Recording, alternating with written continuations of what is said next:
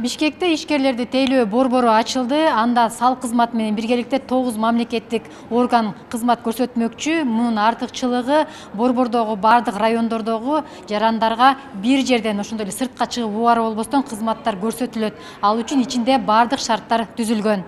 Бул өлкөдө ачылган биринчи борбор. Анда мамлекеттик кызматтардын бир нечеси жайгашкан. Атап айтканда, юридикалык жактарды, өкүлчүлүктөрдү, жеке ишкерлерди каттоо, кайра каттоо, ишин токтотуу кызматтары. Ошондой эле салыктар, камсыздандыруу төгүмдөрүн кабыл алуучу жана башка бир катар тейлөөлөр бар.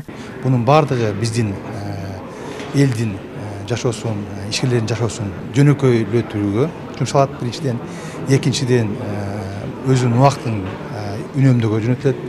Атан тышкары жалпы ушул мамлекеттик кызматтын аберин көтөрүүдө эсептелет. Салык кызматтарын көрсөтүүчү бөлүмдө 30 адамдан турган адис иштейт. Кезекке туруу электрондук түрдө уюштурулат. Борбордо эне бала бөлмөсү да бар. Мекеменин кызматы кардарларга жакса жана муктаждык бар экендиги байкалса, башка шаарларга да ачуу каралган. Артыкчылыгы инвестор болобу, жеке ишкер болобу, тыштан келген инвестор болобу, ички инвестор болобу, ушул жерден бүт болгон документтердин баарын тең бүтүрүп кетет. Жада калса биринчи этажда бизде паспорт берүү бөлүмү бар.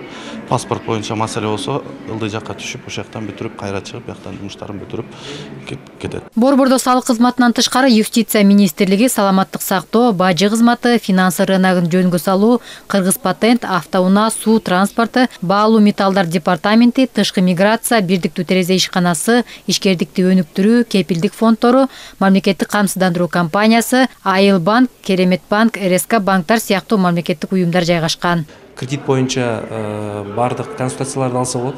Андан тышкары бардык РСК банктын ичинде жүрүп жаткан операциянын баарын жүргүзсө болот. Бул алардын кайсынын ичинде булардын баягы прием платежей деген төлөмдөрдү жүргүзсө болот, кабыл алууларды кылса болот, периоддорду которууларды жүргүзсө болот.